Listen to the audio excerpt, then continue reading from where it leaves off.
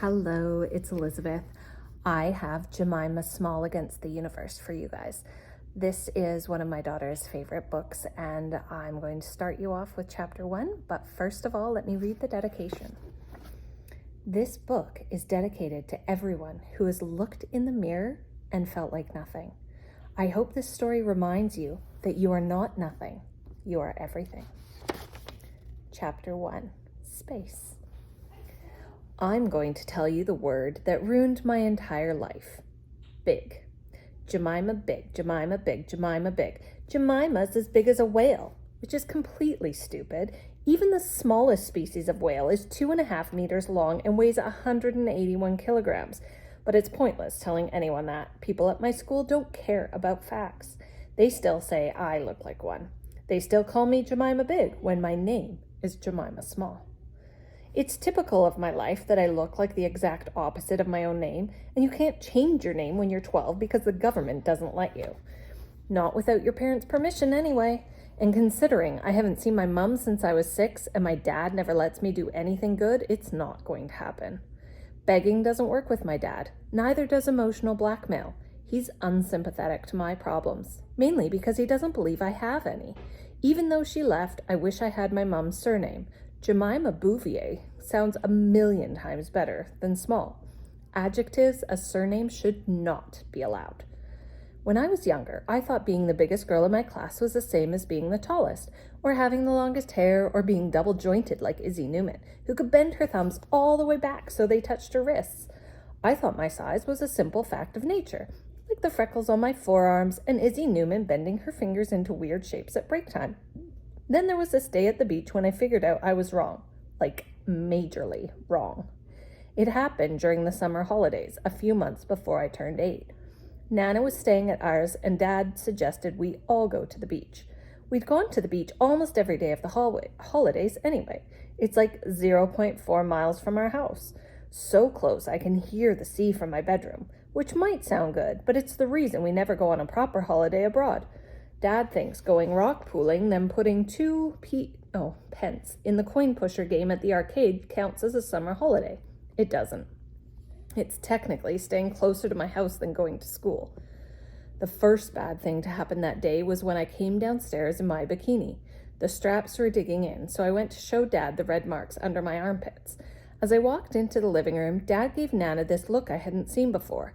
It was probably the exact same look the commander of the Apollo 13 space mission had on his face when he found out their oxygen tank had exploded. Like, Nana, we have a problem.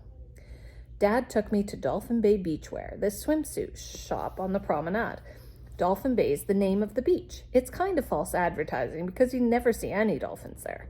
My brother Jasper said he saw some through his binoculars once, but he could have been lying. It's a type of thing he does. Dad said dolphins sometimes come here to mate, so actually, I'm glad I've never seen any.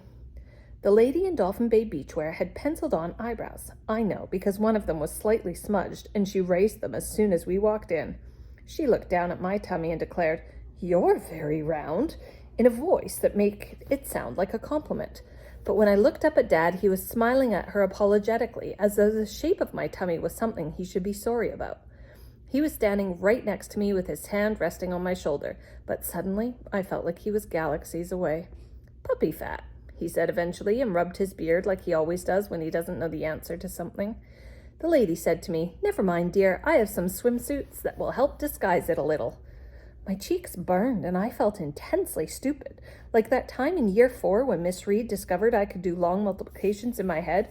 She made me stand at the front of the class and asked me to work out 391 times 39, but I got the answer wrong because this boy, Dylan Taylor, was making annoying faces at me and I forgot to add one of the carried over numbers. Miss Reed probably felt a bit stupid that day too. She'd got a new poster for our classroom that said, "A diamond is a chunk of coal that did well under pressure," and I informed her that diamonds aren't even formed from coal. She said, "Motivational posters don't always need a factual basis, Jemima," which probably tells you everything you need to know about Miss Reed. Luckily for her, a question about diamond formation didn't come up in our SATs. But knowing how diamonds are formed and doing long multiplication in my head didn't help me at Dolphin Bay Beachwear. I folded my arms over my stomach and followed the raised eyebrows lady to a rail of swimsuits, wondering why no one had told me before that I was supposed to disguise my stomach, and feeling utterly brainless that I hadn't figured it out by myself. She held up a black swimsuit, but Dad pretended to faint when he saw the price tag and told me to choose something from the sale rack. Maybe because he didn't think I'd been humiliated enough already. When we finally got to the beach, I walked down to the plank with Jasper. It's this wooden platform that juts out above the sea. No one knows who built it. It's been there for years, apparently. My dad remembers it from his childhood, so it could have been there for centuries. It was busy with tourists, so we had to queue up. The wooden steps were wet because of the sea spray, and I walked up slowly so I didn't slip. The proper word for sea spray is spindrift, but if you call it that, people look at you weird. Jasper ran all the way along the plank and dived in. He always dives in. He says it's 7 meters high, but Jasper exaggerates everything, mostly his own intelligence. The sea below is about 7 meters deep. The plank's only about 4 meters above sea level. It still feels like a big jump, though. I heard the crash of Jasper hitting the water and then walked carefully to the end of the platform and curled my toes over the edge.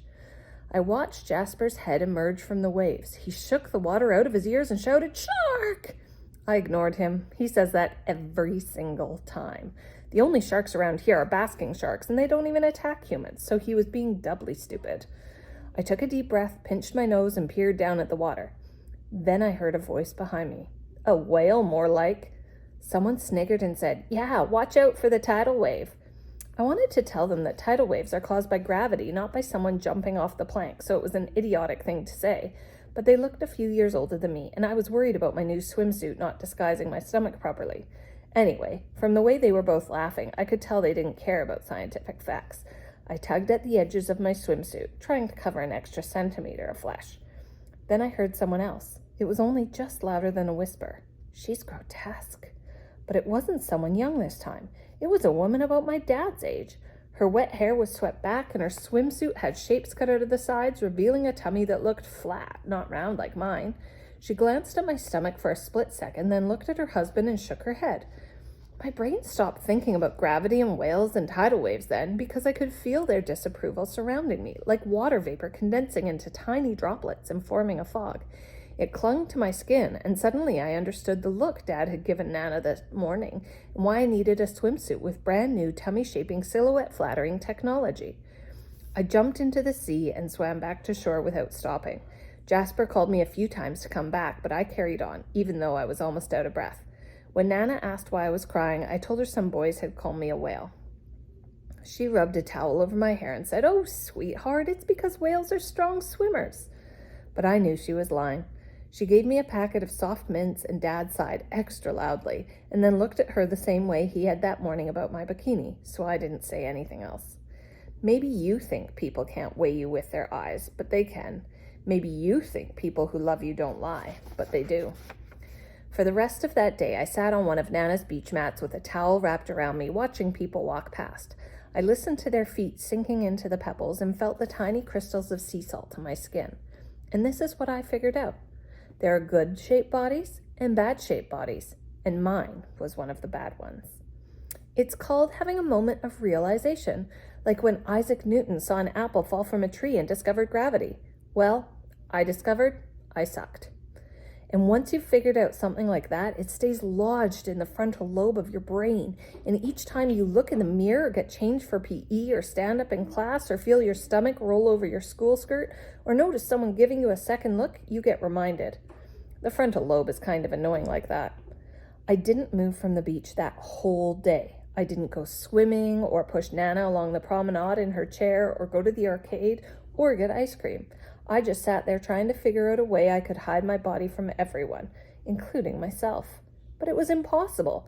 How can you hide from your own body, especially when you're wearing a neon yellow swimsuit with a picture of a flamingo on it?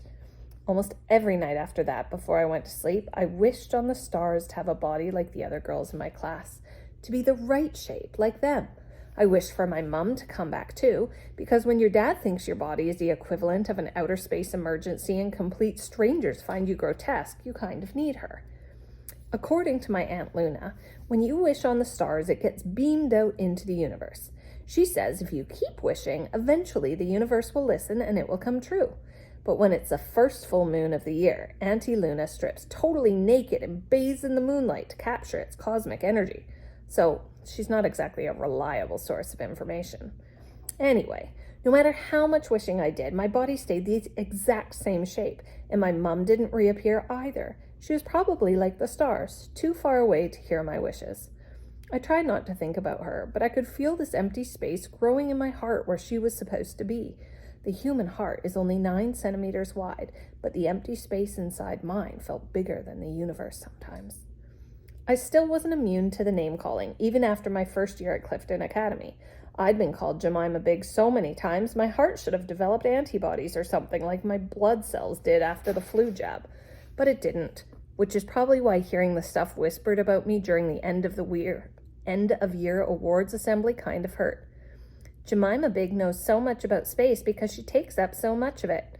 Jemima Big should do some exercise instead of reading so many books. Jemima Big can solve math problems, but not her weight problem. Being clever when you look like me isn't a formula for success. My achievements just meant everybody gawped at me like they'd never seen someone my size holding a certificate before. And instead of feeling proud, I felt disapproval clinging to my skin each time I went up. So when Ada McAvoy in year 9 tripped over a chair walking up to the front, I did feel bad for her.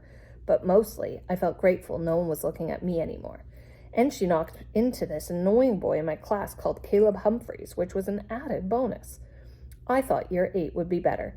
I knew I'd still be called Jemima Big, but I thought I'd get used to it.